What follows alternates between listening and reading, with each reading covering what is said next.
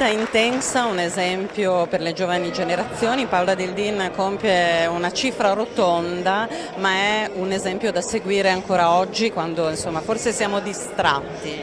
Sì, un esempio in tutto, è l'orgoglio della nostra regione, è un orgoglio patriottico, è un orgoglio che ci permette ancora una volta di dire che questa terra ha sacrificato tante donne, tanti uomini nei conflitti che l'hanno interessata, però ha sempre trovato la forza per rialzarsi, trovando linfa nei suoi valori, e Paola Dildin l'incarna tuttora e ha una grande capacità che è quella di trasmetterli a tutti con un tratto molto umano, molto umile, che l'ha sempre contraddistinta. Oggi l'abbiamo festeggiata in modo solenne, ma l'emozione non abbiamo potuto trattenerla, perché lei è una persona autentica che ancora e sempre di più invita tutti ad impegnarsi per questa comunità. L'ha fatto anche adesso salutandomi mentre appunto stringeva tante mani e facendo gli auguri a tutti noi. A me li riserva quotidianamente perché sa qual è il valore dell'impegno per la propria comunità,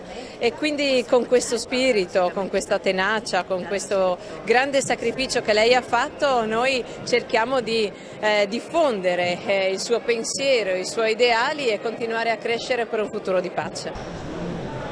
Paola Dildin è una delle pochissime, forse l'unica eroina italiana che viene citata in tutti i libri di storia francesi, inglesi, americani.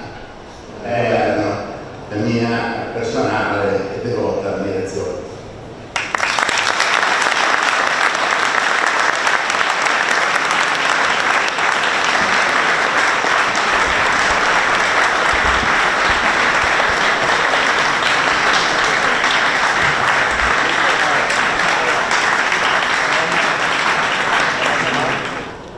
Guardate, le vite danno Sargentini, sono nata in montagna, sono cresciuta così. Mio padre è alpino, mio fratello è stato alpino, mio marito è stato alpino, un figlio che ha fatto servizio militare dei carabinieri in un momento, in un periodo in cui avrebbe potuto anche essere esonerato con facilità, ma l'ho considerata un dovere verso lo Stato.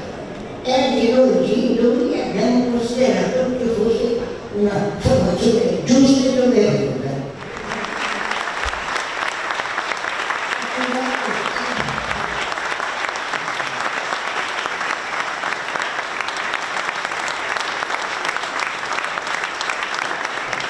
E nel discorso Paola Dildin, che non ha peli sulla lingua, ha detto oggi un po' troppe chiacchiere, bisogna badare alla concretezza, ai fatti. È un esempio che la politica vuole prendere? Assolutamente sì, è una donna concreta, una donna da altri tempi, ancora oggi ci segna la via, e questo è un compito che assumiamo con grande responsabilità e cerchiamo di portare avanti al meglio.